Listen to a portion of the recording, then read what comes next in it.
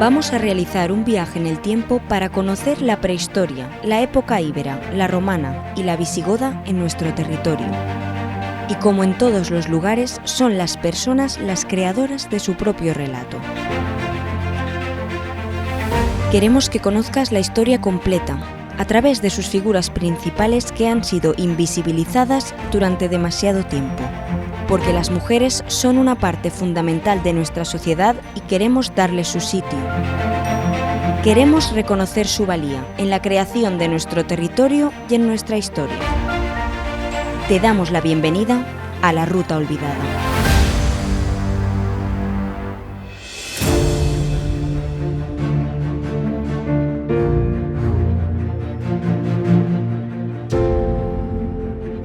Durante mucho tiempo hemos escuchado que el hombre caza y la mujer recolecta o se queda en la cueva dando de mamar. Esta es una visión que está muy asentada porque la hemos leído en los libros de texto, la hemos visto en las películas de Hollywood, nos la han explicado cientos de veces y sin embargo es una realidad que los restos arqueológicos no explican.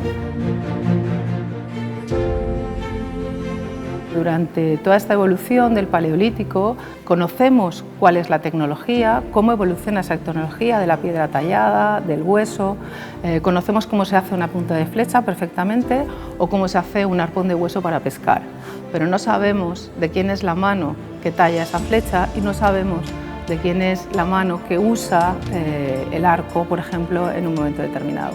Las mujeres de la prehistoria más antigua han estado absolutamente invisibilizadas porque ni siquiera en los museos estaban representadas.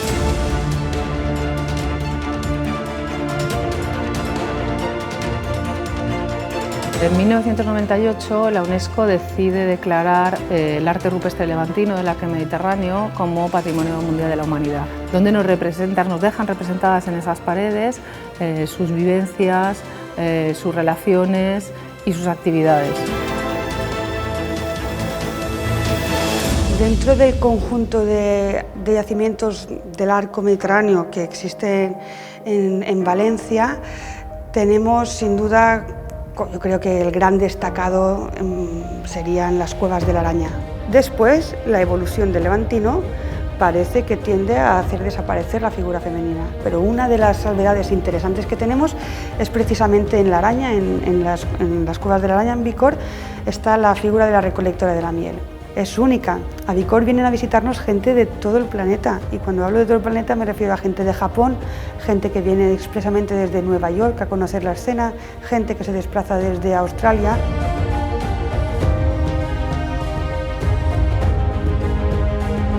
Las mujeres, por ejemplo, se encargaban de todo el procesado de los alimentos, que es algo muy importante para la supervivencia de la comunidad. Sabemos, por ejemplo, que las mujeres eran las que molían con los molinos de mano de piedra, y lo que hacía que se desgastaran determinadas partes de su cuerpo.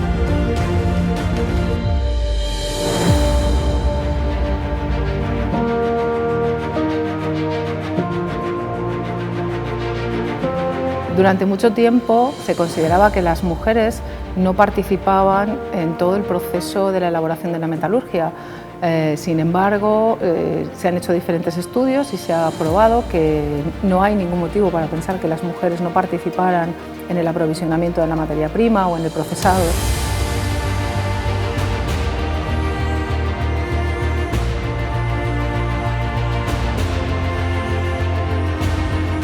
Hay varios yacimientos muy importantes que se pueden visitar, por ejemplo el Puntal des Jobbs en Olocau, la Bastida de les Alcuses en Moixent. El Puntal des Jobbs es una atalaya de vigilancia del territorio de Etano. Está aprovechando una punta de la montaña, de ahí su nombre, con lo cual está protegido por todos los extremos menos por la cara norte. Y allí hay construidas 3 elementos defensivos que lo hacen destacar sobre otros poblados, ¿no? Como por ejemplo un foso, una muralla ciclópea y una torre. El papel de la mujer, pues un papel muy importante porque son las gestoras del espacio doméstico. Van a cultivar también los cereales, hacen todo el proceso de obtención de la harina en las diferentes habitaciones o casas y son las que también además tejen y transfieren el conocimiento a las nuevas generaciones. una de las cosas que te sorprende más es que el linaje, por ejemplo, en esta época, en muchos de los diferentes pueblos íberos que configuran esta cultura, se transfiere a través de la vía femenina. Es decir, es verdad que el poder político está ocupado por los hombres, pero a nivel social, si tu ascendente femenino no es importante, tú no puedes optar a ese poder político.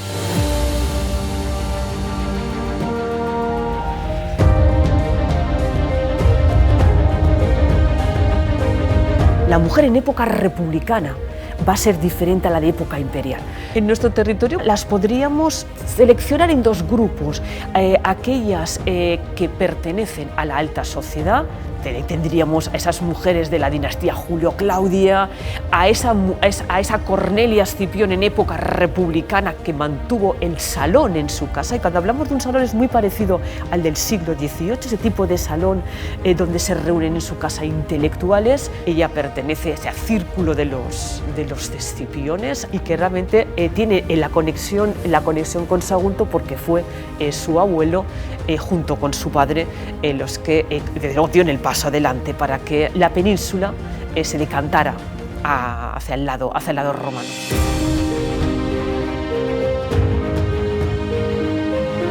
También tenemos a esas mujeres que salieron de abajo. Tenemos el caso de Viriacte, que no solamente como mujer llegó a ser empresaria, llegó a ser una mujer importante, sino que además viene de un origen esclavo. Entonces tenemos el éxito por partida doble, el mérito por partida doble. En la Almoina lo que podemos encontrar son inscripciones dedicadas a ella que fueron encontradas en el foro. Cualquiera no puede estar allí.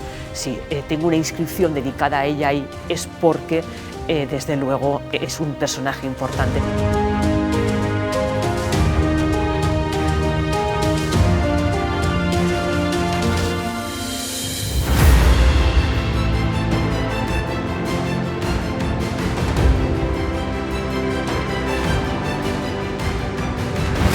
Mirando la mujer en la antigüedad, las visigodas creo que quedan todavía más ocultas todavía, porque no hay ni testimonios, ni hay tampoco, en los enterramientos tampoco aparecen, y si aparecen solamente van a hacer referencias a mujeres de alto rango, porque están asociadas siempre a ese estamento de nobleza, un dux o un rey.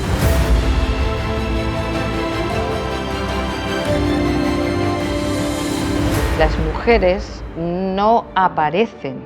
El tema de la recreación lo que más gusta quizás porque llama más la atención, sobre todo la vestimenta y lo que se representa son los enfrentamientos.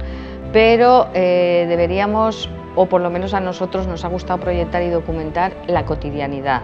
Y hemos generado y perfilado una mujer con capacidad de decisión y evidentemente con capacidad de poder y de dirección.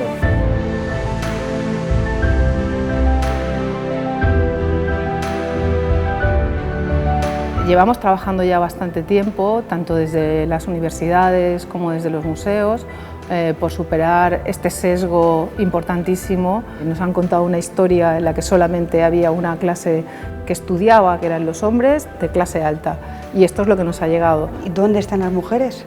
¿Dónde están las mujeres? El 50% de la población, ¿dónde está? Falta una parte importante. Siempre ha aparecido la figura del hombre como que hace actividades más importantes que las de las mujeres.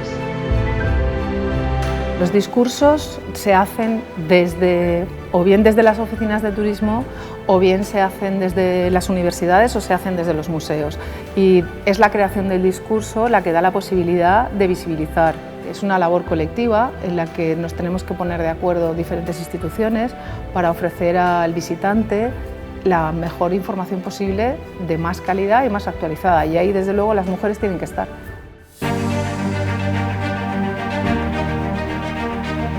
Me gustaría que el futuro llegara a una situación idílica en la que se automatizan hechos que son normales, pero que actualmente no lo son.